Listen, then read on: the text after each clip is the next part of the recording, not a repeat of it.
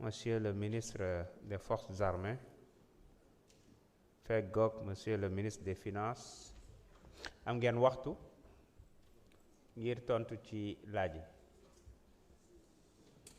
kon ma jox ko 50 minutes yi jox la 10 minutes Monsieur le ministre des Finances kon Monsieur le ministre des Forces armées, vous avez 50 minutes pour répondre aux différentes interpellations. Merci. Merci beaucoup, Monsieur le Président de l'Assemblée nationale, Monsieur le ministre des Finances et du Budget, honorables députés. Monsieur le Président de l'Assemblée nationale, vous me donnez une très bonne nouvelle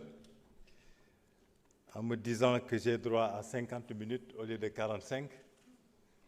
Donc le plan avec lequel je suis venu, je vais essayer de le mettre en œuvre. Parce que j'avais un plan qui consistait à quand même faire un discours comme l'honorable député Cheikh Tidiane Youm, qui va me permettre de prendre en compte des considérations d'ordre général que je pense doivent être connues des députés, mais également, en partageant ces considérations d'ordre général, je réponds en réalité à certaines de vos questions. Donc, d'une pierre, je ferai au moins 2 coups. Inch'Allah. Et ce discours me prendra, vous pouvez chronométrer, exactement 7 minutes.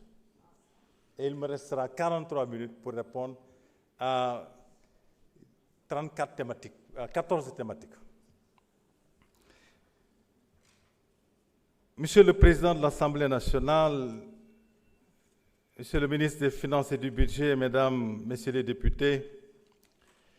j'ai l'immense privilège de me tenir pour la première fois devant la représentation nationale en séance plénière pour le vote du budget du ministère des Forces armées pour l'année 2026. J'ai pu mesurer en commission et lors des interventions aujourd'hui l'intérêt que portent les députés aux questions de sécurité et plus généralement aux conditions matérielles et morales des hommes et des femmes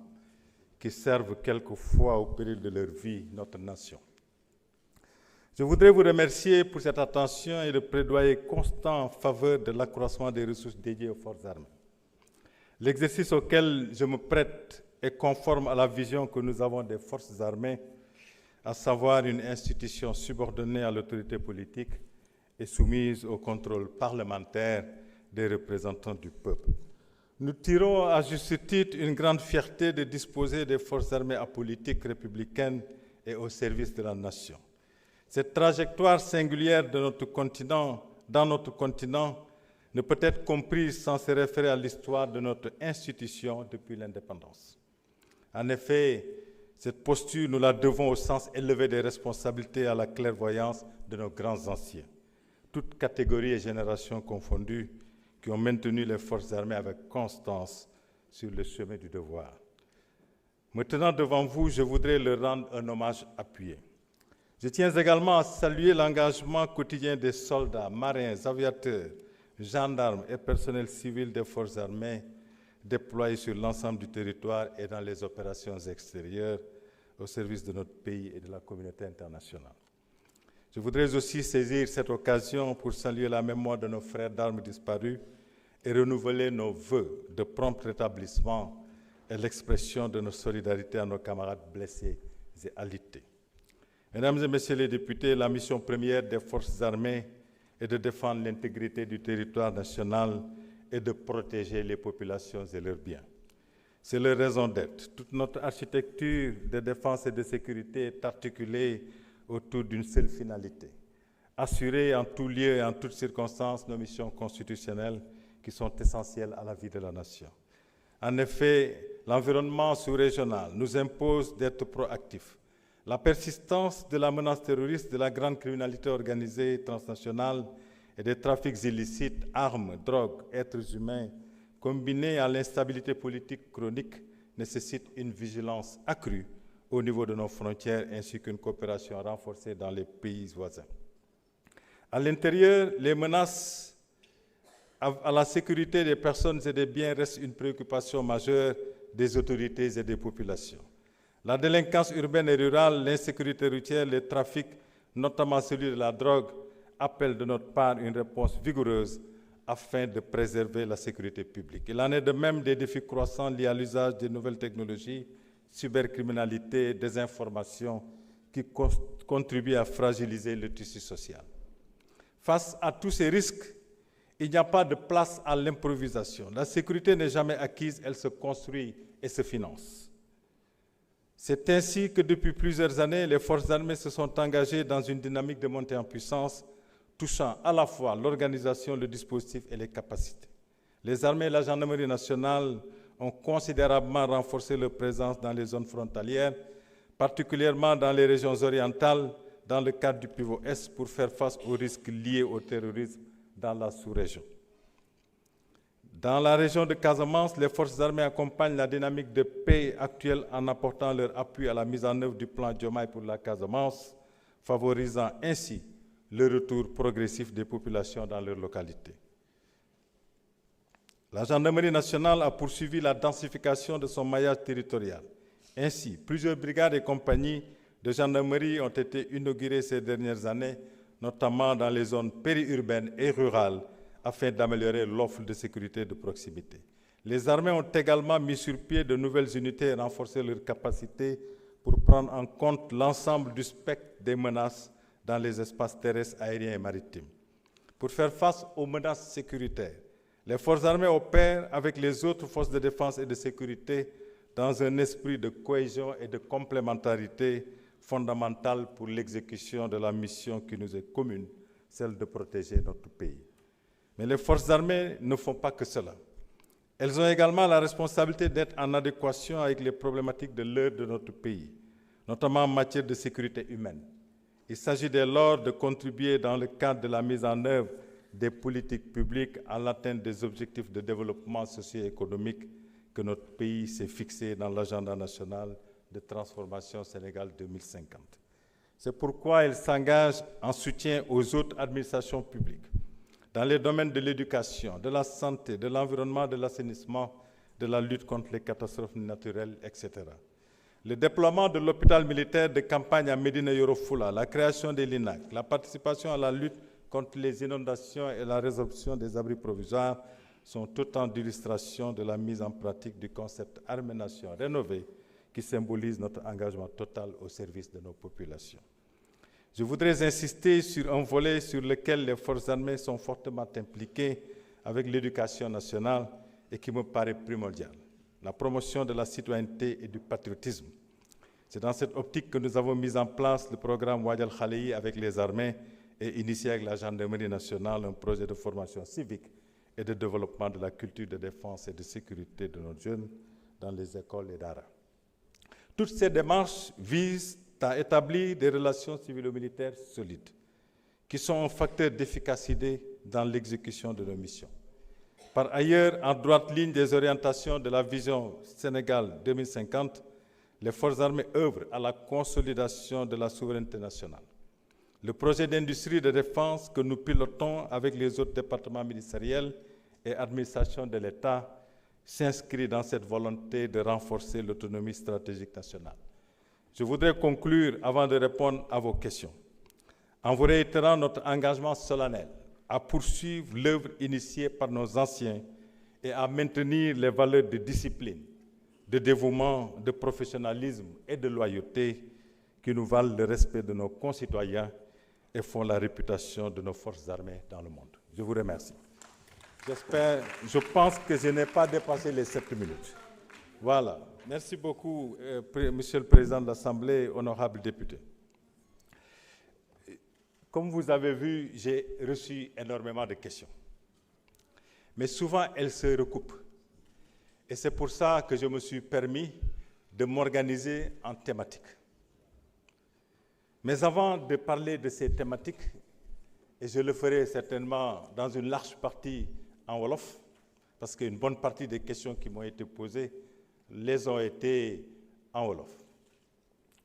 Je voudrais partager des contraintes qu'on ne peut pas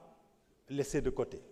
lorsque nous interagissons en tant que personnel en uniforme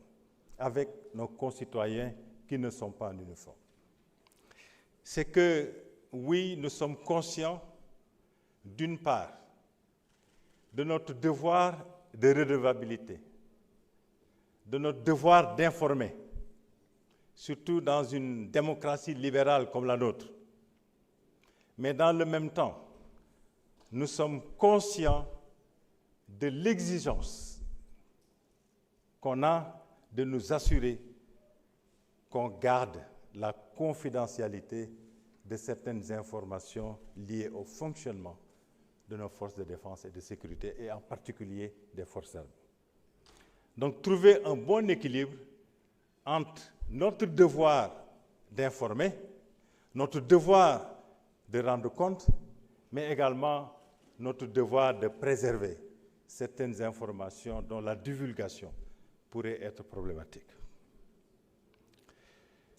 Je souhaiterais également mettre en exergue la réalité à laquelle nous faisons face, qui consiste à effectivement avoir de l'ambition en tant que forces armées, avoir de l'ambition d'être à la hauteur des défis auxquels nous sommes confrontés. Mais dans le même temps, nous devons faire preuve de réalisme parce que nous sommes dans un pays qui est quand même sous-développé et dont les ressources sont très limitées. Là encore une fois, on attend de nous que nous ayons l'équilibre dont nous avons besoin pour pouvoir, d'une part, oui, avoir une ambition, mais d'autre part, être réaliste. Donc nous jouerons à l'équilibrisme pendant tout le temps que nous allons essayer de répondre aux différentes questions que vous nous avez posées. D'abord, au nom de toutes les forces armées, en particulier au nom des hauts commandants et de la gendarmerie et des armées, qui sont mes principaux collaborateurs, au nom de notre directrice de cabinet, qui est là, avec l'équipe qui l'accompagne. Nous vous remercions pour les félicitations très sincères que vous nous avez adressées. Nous vous remercions pour l'hommage rendu aux forces armées. Cela nous lie.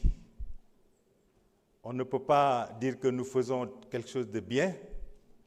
et qu'après qu'on se rende compte que nous avons un comportement qui n'est pas en phase avec cette appréciation positive que les Sénégalais, mais également les parlementaires, ont pour leurs forces armées. Donc, bu neexee Yàlla dinañ góorgóorlu fas jom ba ni ngeen ñu sargale ñu mérité ko, continuer di ko mérité. Li ma wax sànq rek, Sénégal réew la moo xam ni dañ ko respecté, mais aussi nañu nangu ne Sénégal réew la moo xam ni aussi ay ressources am bariwul. Loolu laal rek priorité la. Donc il faut que ñu jàpp loolu à l'esprit su ñuy demander yenn yi. Député yu bari xam naa ni peut-être brigade yi ñu demandé war nañoo mat 100. Députés yi dañu demander ay brigades territoriales ak ay brigades de proximité. Bon, gendarmerie dafa am benn programme boo xam ni pluriannuel boo xam ni incha allah dañ koy mettre en œuvre de manière graduelle, maîtrisée. Programme boobu du ay brigades rek. Programme bi dafa inclure ay légions. Légions yi gendarmerie dafa bëgg ci région administrative bu Sénégal bu ne gendarmerie def fa benn légion. Ñu ngi ciy góorgóorlu nag ndax fi mu ne nii am nañ ci 9, donc li des bareetul. Mais légion bu ne dafay ànd ak benn section de recherche pour jàppale ko ci liggéeyam. Gendarmerie aussi dafa départementaliser li ñuy wax les compagnies de gendarmerie. dañoo bëgg que département bu ne ñu def fa benn compagnie de gendarmerie mais compagnie boo xam ni day amaale brigade de recherche légion bi am section moom mu am brigade de recherche mais day am brigade routière aussi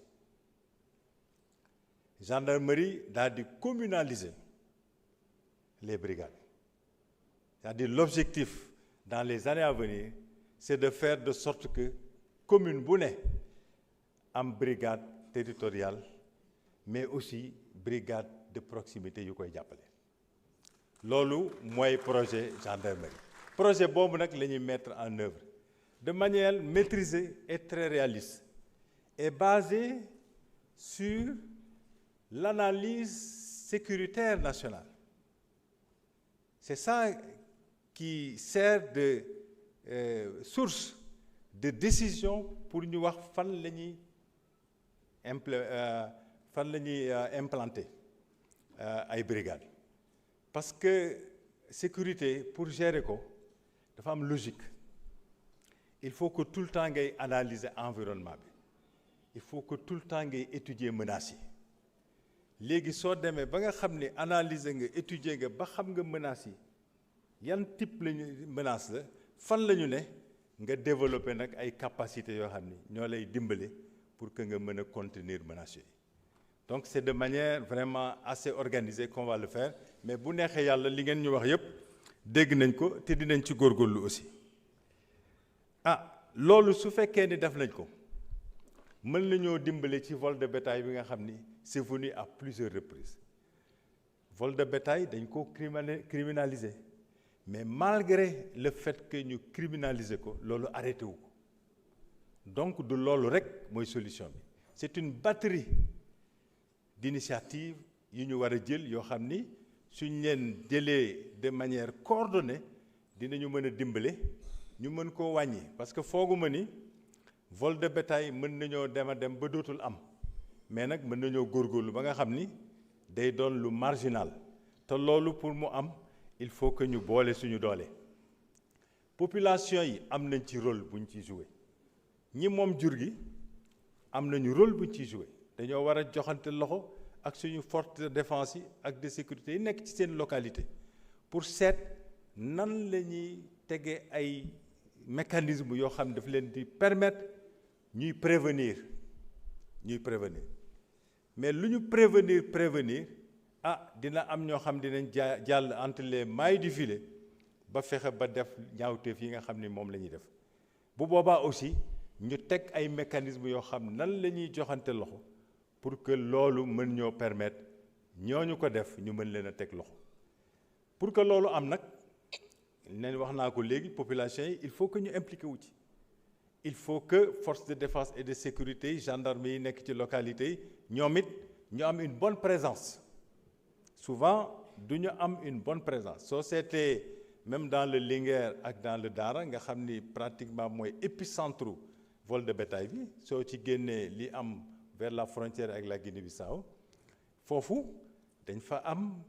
une présence boo xam ne doyul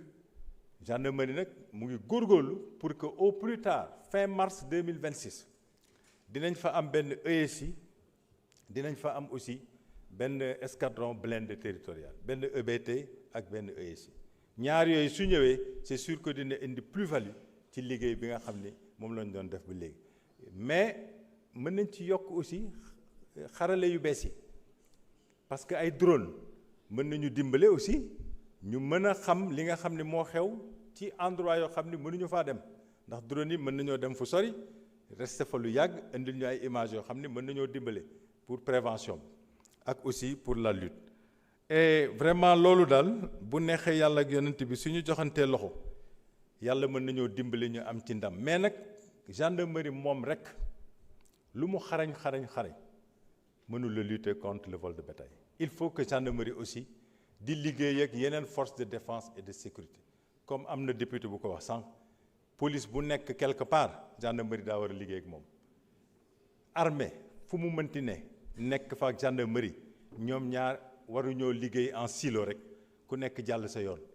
ñoom ñaar ñëpp même réew mi la ñu nekk di liggéeyal dañoo war a joxante loxo pour am ay résultats yi nga xam ni dinañ satisfaire les populations. Sànq aussi député yu bari wax nañu ci nécessité ñu jox ay moyens brigades yi parce que sànq wax naa plan bi nga xam ni moom la gendarmerie am mais am ay brigades baax na mais nag su brigades yi amul jumtuwaay mën na am li ñuy xaar ci ñoom duñ ko mën a def jumtuwaay nag dafa nekk d'abord ñu am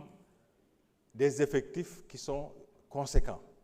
parce que brigade yu bari da ngay gis ay 7 personnes 8 personnes xam nga lu ñu xarañ day jafe donc gendarmerie moom ak armée yëpp comme population Sénégal dafay yokk gendarmerie ak armée aussi seeni effectif incha allah day yokk mënumaa joxe effectif yi fii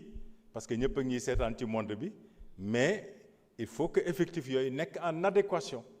ak suñu population waaw loolu su amee dinañu mën a dimbale ñu mën a renforcer yenn brigades yi ba nga xam ni dinañu am effectif yoo xam ni tane na du doy mukk mais tane na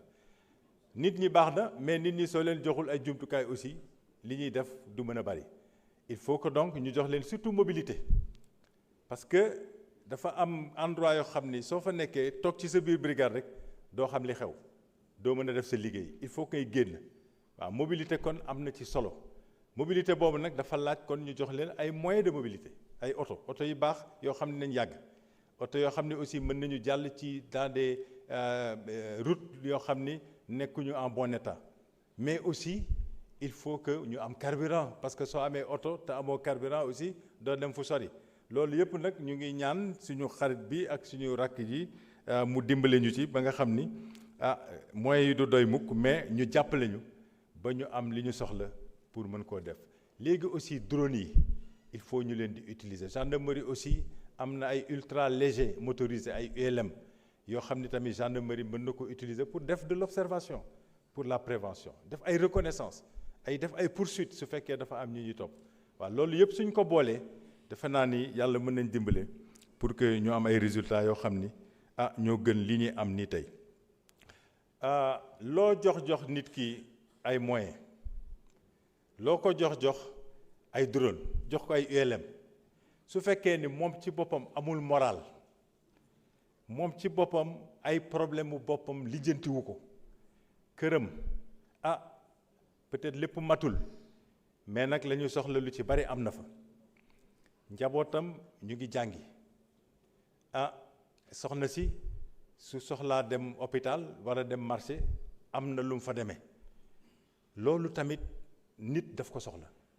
condition sociale suñ ci investirul ça va être très difficile pour que suñu personnel bi joxe le maximum de lui-même parce que nit la rek te ñun nag yàlla damay wax tout le temps waa forces armées may leen sénégalais yi yàlla dafa am nu mu leen mooñee soo leen yëgee loo leen laaj ñu def ko soo leen yëgul doo am ci ñoom dara donc yëg suñu personnel yëg bi nag mooy taxaw ci seeni soxla mënoo lijjanti yëpp mais li nga xam ni soxla nañ ko mooy les besoins élémentaires d'un individu ñu jéem a fexe ba ñu ànd ak ñoom satisfaire ko bu boobaa aussi je pense que dina doon loo xam ni dina indi yokkute il faut nag ñu sant suñu autorités yi sant aussi forces armées parce que ci domaine boobu at yii passé def nañ ci ay efforts yu bare conditions de travail conditions de vie baax na te ba tey jii ñu ngi ciy gën di góorgóorlu dañ naan damay wax waa forces armées ne leen suñu personnel fu mu mënti ne nañ ko fa fekk déglu leen xam seeni soxla ànd ak ñoom faj ko muy fi ñuy liggéeyee mooy suñ leen déployer sur le théâtre d'opération muy seeni kër yi ñu dëkk ci loolu la ñu ne te ñu ngi ci am résultat yoo xam ne vraiment waxuma ni ñëpp kontaan nañu mais nag ñu ci bari gis nañ ni quand même ñu ngi góorgóorlu ci améliorer seeni conditions. Bon, corruption da di loo xam ni waruñoo fermer les yeux ci ndax réalité la. La bonne nouvelle c'est que ça concerne un pourcentage très faible de nos camarades. Ça concerne un pourcentage très faible mais li ñu wax naan benn gerte bu pourri mën naa yàqu saaku gerte donc il faut que ñu fexe ba nga xam ni ñooñu nga xam ni ñooy nekk ci activités yu mel noonu ñu bàyyi ko te pour loolu gendarmerie dafay sensibiliser c'est-à-dire dès que nga dugg gendarmerie fi ñu lay former dañuy fexe di la ci artu di la sensibiliser di la yëgal ne nit ki mën na def lenn loo xam ni lu mineur la c'est isolé mais léegi nii ak les nouvelles technologies de l'information et de la communication ku yore portable rek nee nañu yow journaliste nga ndax mën ngaa def ay vidéo mën ngaa jël ay photo daal di koy poster donc fi mu ne nii nit ku ne bu yore portable rek presque mën nañ ni journaliste la loolu la ñuy wax ñun ci forces armées le phénomène du soldat stratégique mooy soldat boo xam ni day ne fu sori moom rek soldat wala gendarme moom rek mu def dara kenn gis ko daal di koy filmer daal di koy poster mu nekk loo xam ni c'est arrivé au niveau tactique daal di am ay répercussions au niveau politique au niveau stratégique donc loolu tamit vraiment dafa di loo xam ni suñu collègues yi dañ cee war a bàyyi xel day ternir l'image d'une belle institution qui est la gendarmerie day détruire la réputation d'une belle institution qui est la gendarmerie donc ñun ñëpp dañoo war a joxante loxo même population yi war nañ cee bokk képp koo xam ni gis nga kuy def loo xam ni warul def loolu yow da ngaa am devoir daal di koy wax ñi nga xam ni ñoo leen yilif te vraiment nag ma yëgal leen ne saa yuñ ci jàppee nit li ci bari dootul bokk ci ñun il y a des sanctions très très sévères yu ñuy def et foog nañ ni ça peut aider à dissuader. Frontières yi ñëw na lu bare frontière u Sénégal ak Mauritanie Mali Guinée-Bissau Gambie même ak Cap-Vert sax ndax dañ koy fàtte frontière maritime moomuñu ko ñun rek dañ ko bokk ak suñu ay voisins ñun rek suñuy def li nga xam ne moo ñu war suñu côté te suñuy voisins defuñu li leen war seeni côté kon ñun résultat yi ñu xaar mën na am du demee noonu moo tax Sénégal te biñ ma nommé dem naa ci dëkk yooyu yëpp waxtaan ak ministre de défense yi nekk foofu pour que ñu d'accord ci ne ñun mënuñoo nekk ci sécurité te ñoom nekkuñu ci sécurité mais ñoom it mënuñoo ne ci sécurité su fekkee ñun ñii nekkuñu ci sécurité donc dañoo am frontière c'est un bien commun boo xam ni ñun dañoo war a joxante loxo pour daal di koy sécuriser mu bañ a doon nag loo xam ni benn mur lay doon mais dafa war a doon un pont qui nous lie frontière warul a doon un mur dafa war a doon une passerelle entre ñaari dëkk yi nga xam ni ñoo ko seq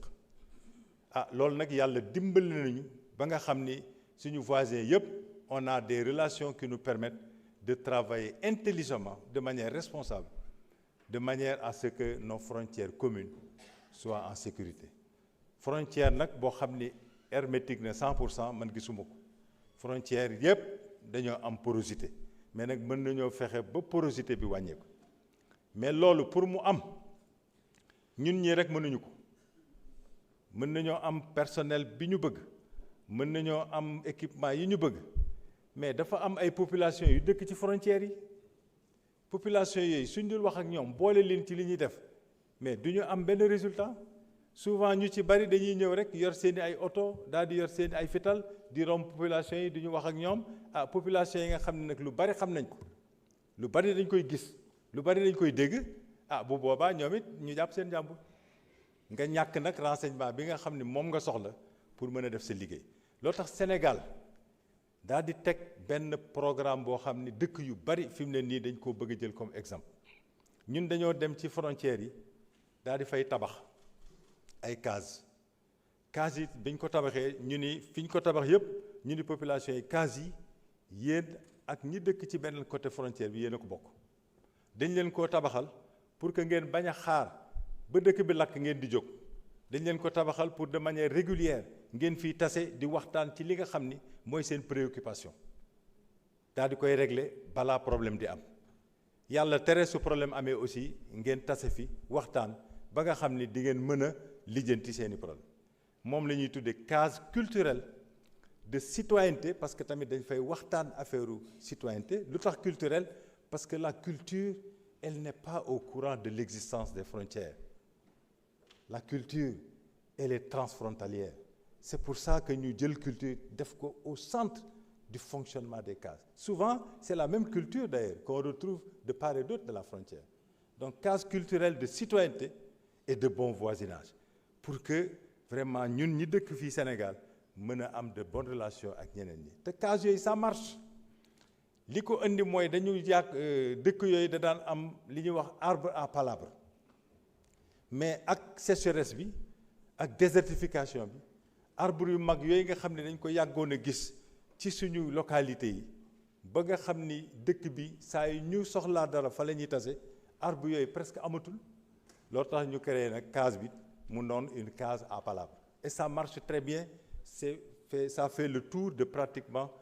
toutes nos frontières et bu neexee yàlla la commission nationale de gestion des frontières bi nekk à la présidence moom moo koy piloté man fa laa nekkoon boobu lañ ko initié mais ñi topp ci man yëpp ñu ngi koy continuer ba dinañ dem ba vraiment am un très bon maillage de nos frontières ak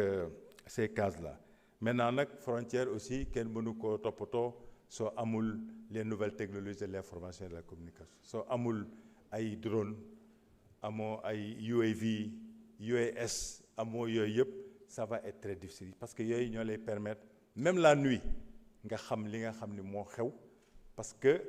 militaire mënu la fonctionner gendarme mënu la fonctionner su amul renseignement soo amul renseignement loo mënti initier tu vas à l'aventure rek parce que renseignement moo lay permettre yow nga góorgóorlu ba xam li nga xam ni moom nga war a def ñu yokk ci rek ne sécurité yi ñun duñu xaar ba nekk en insécurité ñuy soog a jóg ci affaire sécurité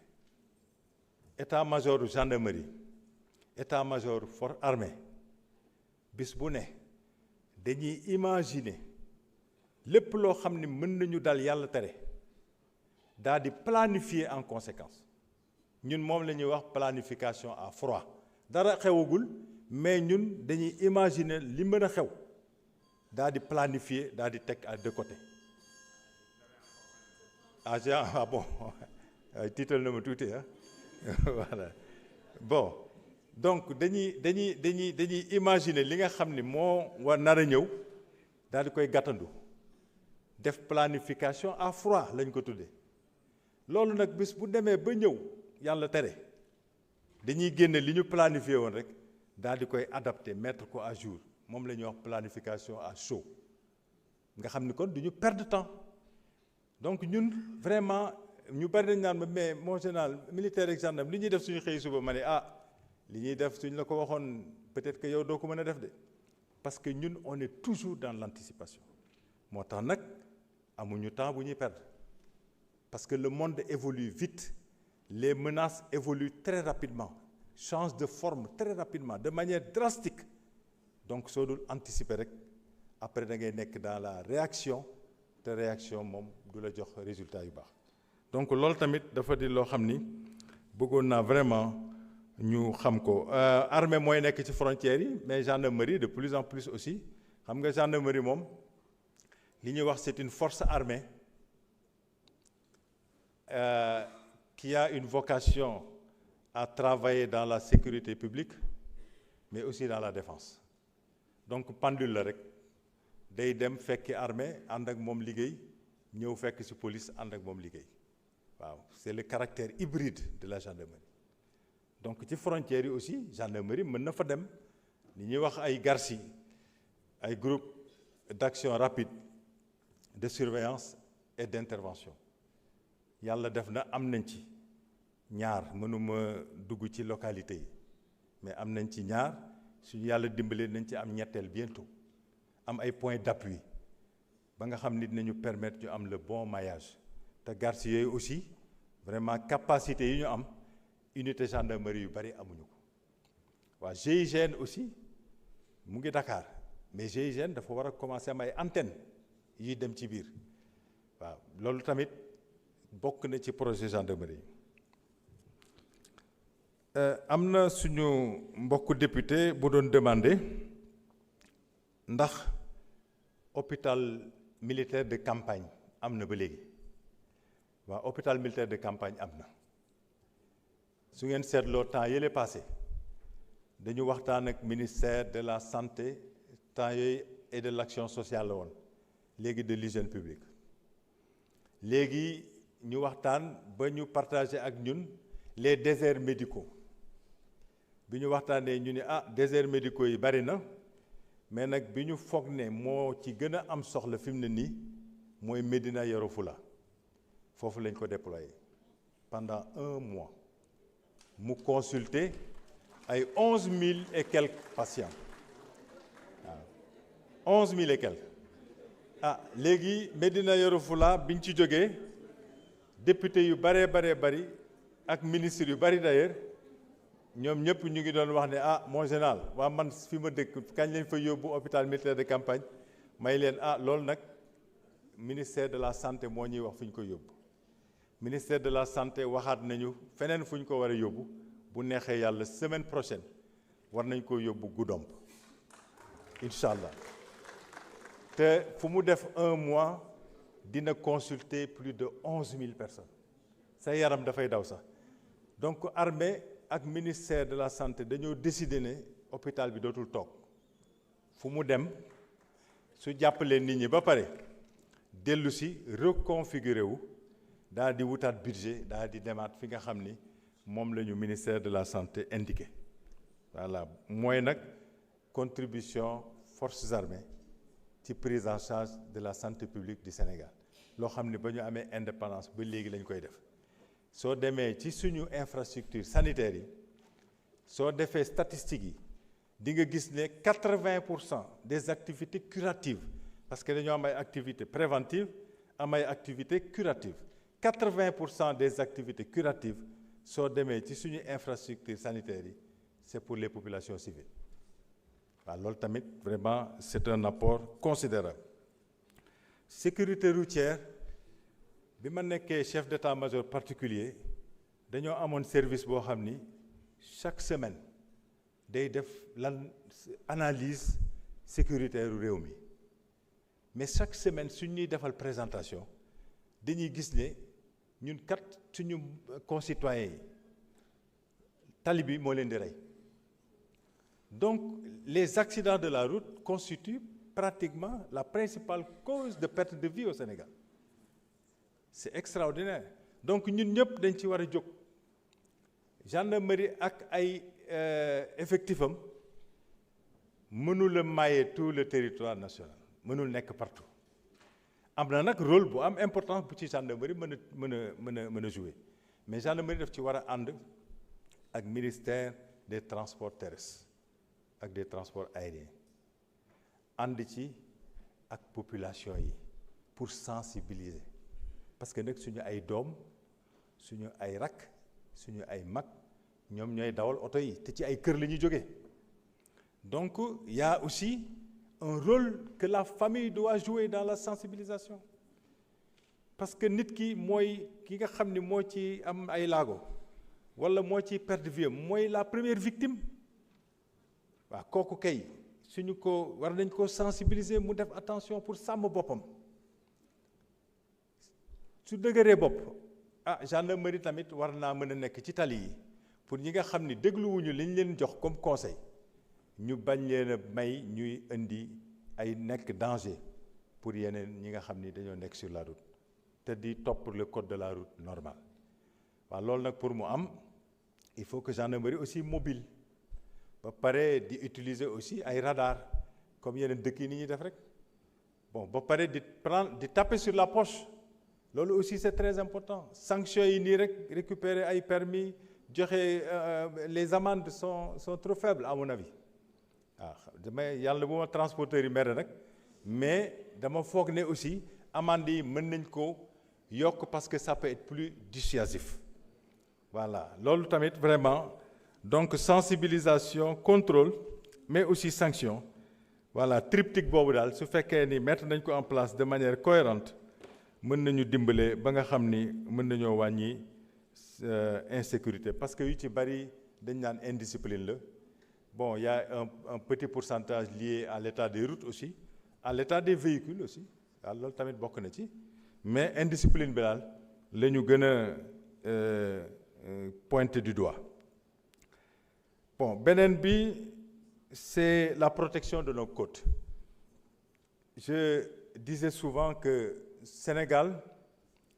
centre de gravité sécuritaire am dafa nekkoon di bouger à l'intérieur de notre territoire terrestre mais depuis que ñuy exploiter gaz ak pétrole dafa xaw a dem un peu vers l'ouest le centre de gravité sécuritaire de notre pays du fait que léegi nii dans notre espace maritime richesse yu bari yu Sénégal di yaakaar pour mën a avancer fa la ñu ne muy pétrole ak gaz pétrole nag fu mu ne gaz fu mu ne dina am ñoo xam ni dañuy bëgg a ñëw jël ci seen wàll waaw pétrole ci monde bi ak gaz ci monde bi fu mu mënti ne dina am ñoo xam ni dañuy organiser wu pour ñëw jël ci seen wàll am ay marchés parallèles d'exploitation de nos puits de pétrole ak de nos espaces gaziers loolu tax nag dañ ko war a protéger dañ ko war a aar marine nationale Sénégal am na ay patrouilleurs de haute mer Sénégal yàlla dimbali na ko at yi passé vraiment su ngeen seetloo suñu marine jot na ay capacités yoo xam ni capacités yu am solo la qui lui permettent de pouvoir vraiment rayonner en mer loolu la ñuy def ba foog nañ ni fi mu ne nii nos espaces maritimes sont relativement bien surveillés c'est jamais parfait on peut toujours améliorer on est dans une dynamique de renforcer de monter en puissance mais nag li ñu am vraiment soo ko comparé ak la ñu amoon ay at a ngi nii ca ginnaaw vraiment def nañu ay avancées extraordinaires ci année yi passé protection yi marine nationale daf koy def en bonne intelligence ak ñi nga xam ni ñooy exploiter soo demee GTA marine dafa am benn convention moom ak marine mauritanienne pour vous dire que ñun tamit vraiment war nañoo fier ci suñu bopp parce que réew yuy nangu di ànd joxante loxo di protéger benn plateforme boo xam ne ñoo ko bokk bariwul ci monde bi mais ñun ak Mauritanie dañ joxante loxo suñu ñaari marines yi ñoom ñooy travailler de manière coordonnée pour sécuriser GTA bi nga xam ne moo nekk au nord ba pare signé nag ak BP BP di leen jox moyens yi nga xam ne moom lañ soxla pour dem def ko léegi au niveau de Sangomar foofu on n'a pas pu signer directement ak Woodside mais dañuy signer ak Petrosen signer ak Woodside ba pare ñu mën ñoo jox nag sur la base de cette convention les moyens dont nous avons besoin pour pouvoir protéger Sangomar. Invalides yi ñëw nañu plusieurs fois invalides yi suñu ay frères d'armes lañu suñu ay camarades d'armes lañu dama leen di wax saa yu ma leen recevoir may leen yéen da ngeen a defe ni peut-être yéen rek yéen ay invalides mais invalides yi bari na forme de invalide physique am na mais ñu bari invalidité mentale dañ koy am aussi te doo ko gis donc ñun ñii ñëpp yàlla am na lum ñu teg am na ñoo xam da nga koy gis am ñoo xam doo ko gis donc ñun ñëpp benn famille lañu rek waaw yàlla dafa différencier rek natt yum ñu teg mais amul ku ci amul ñu doon ñoo xam ne nag ñun dañ leen a considérer comme ñu bokkal nekk ndey ak baay ndax li leen jox loolu mooy dañoo demoon di xeexal seen réew wala ñu nekk di liggéeyal seen réew à l'intérieur du Sénégal loolu fekk leen ci donc ñooñu am na benn respect ak considération boo xam dañ leen ko jox yàlla xam na ni forces armées dañu am respect ak considération ci invalide suñu yéene ëpp na lool li ñu leen mën a defal mais nag ñu ngi ciy góorgóorlu parce que at yi passé dañoo commencé woon sax ba defal leen journée boo xam ne ñoom lañ ko dédié journée dédiée aux invalides nga xam ni suñu partenaires yëpp ku ci ne day ñëw jàppale invalides yi ñu joxe ay millions ren jii nag le SEMGA a fait même mieux que ce qu'on faisait les années passées ndax dafa def delloo njukkal boo xam ni su ngeen ko seetloo ça a été très bien couvert par la presse et puis ça a permis de mobiliser des centaines de millions qui ont permis d'aider nos invalides doyul mais nag ñu ngi góorgóorlu voilà dañ leen di am na prime spéciale boo xam ne aussi président Sall moo ko fi bàyyi woon ñu leen koy jox am na une allocation forfaitaire bu ñu leen di jox delloo njukkal j'en ai parlé tout à l'heure mais aussi réversion de la pension pour ñi nga xam ne dañu am yenn certain pourcentage d'invalidité pour que même suñu fi nekkul aussi ñu mën koo jox seeni njaboot te tamit nag vraiment on va pas baisser les bras on va continuer à échanger avec eux pour savoir exactement comment est-ce qu'on peut les accompagner parce que nit ki tamit soo koy defal da nga koy laaj li mu bëgg doo toog fi nga toog rek daal di décider ne lii la bëgg daal di ñëw fekk moom bëggul loolu waaw donc waxtaan bi dina continuer te tamit vraiment ñu ngi ñaan Sénégal yëpp parce que ñoom ñëpp nag c'est des invalides de la République du ñu ay invalides du force armée rek invalides de la République donc République bi yëpp moo war a joxante loxo pour jàppale leen sargal leen te tant que yaa ngi dund nag ah yàlla mën na def nga fekk leen de bokk ci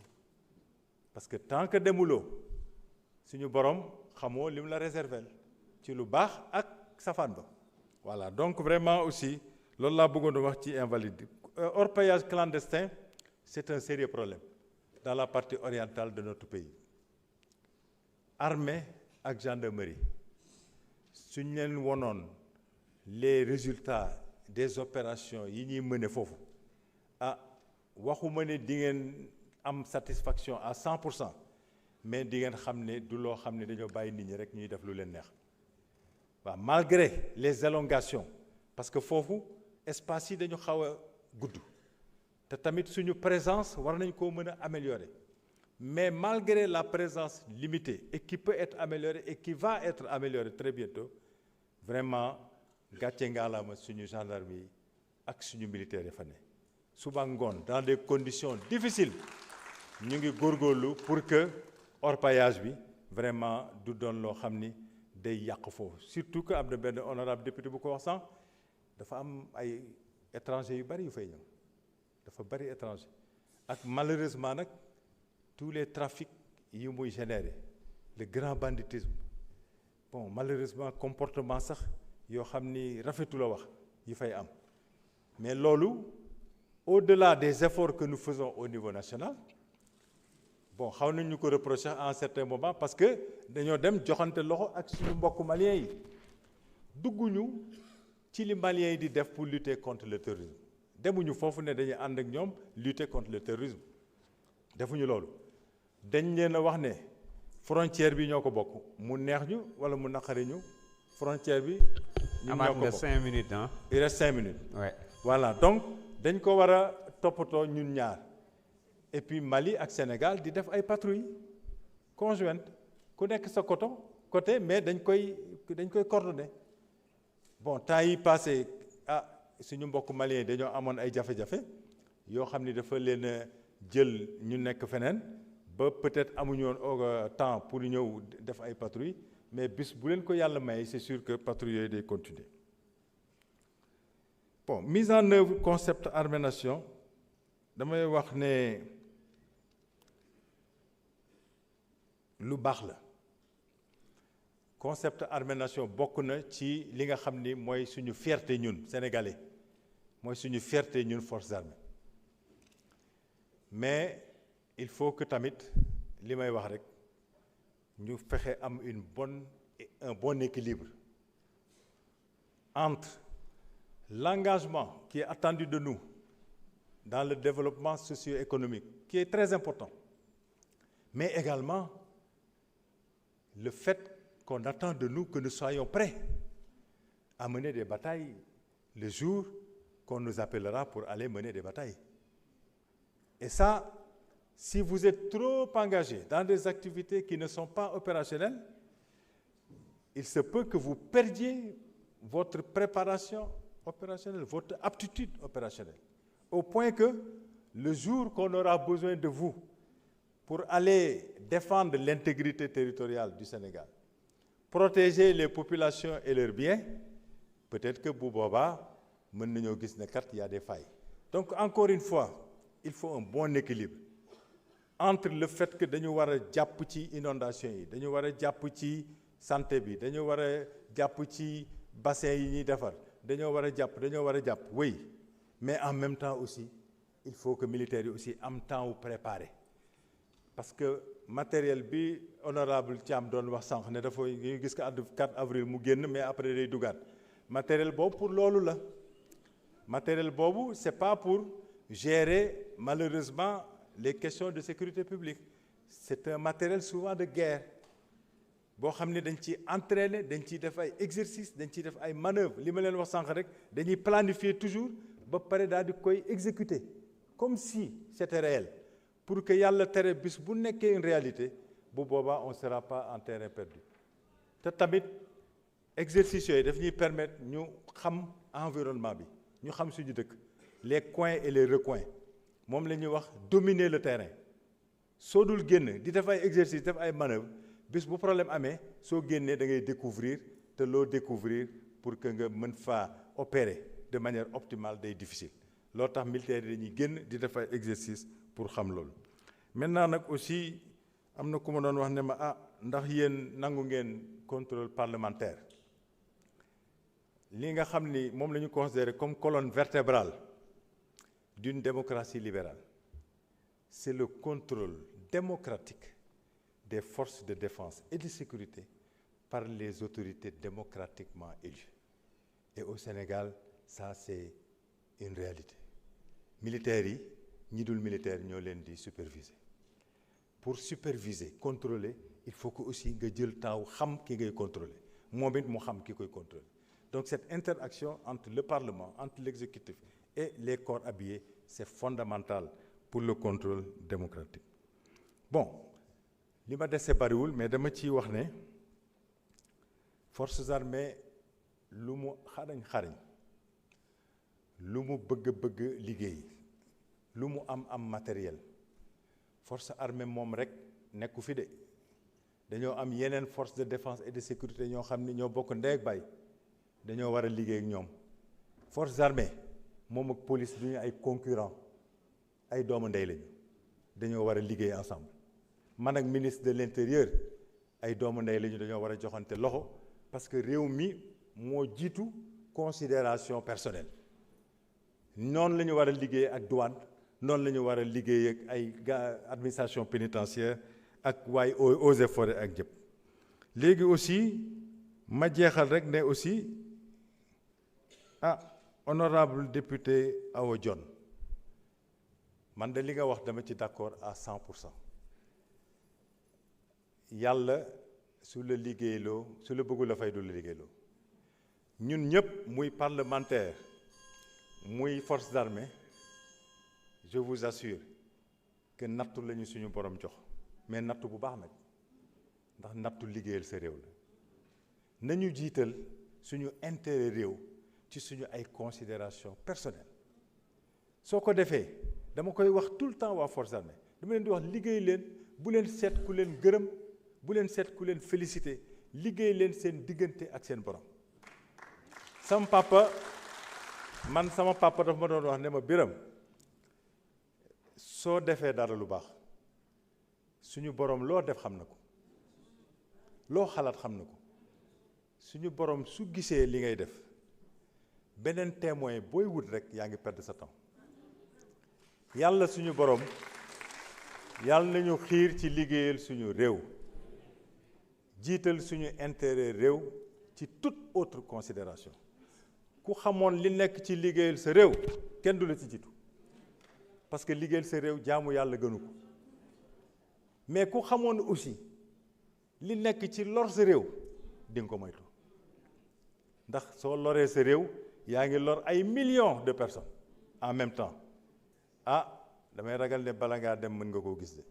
Donc nañu moytu loolu. Maa ngi leen di sant di leen gërëm. Merci beaucoup.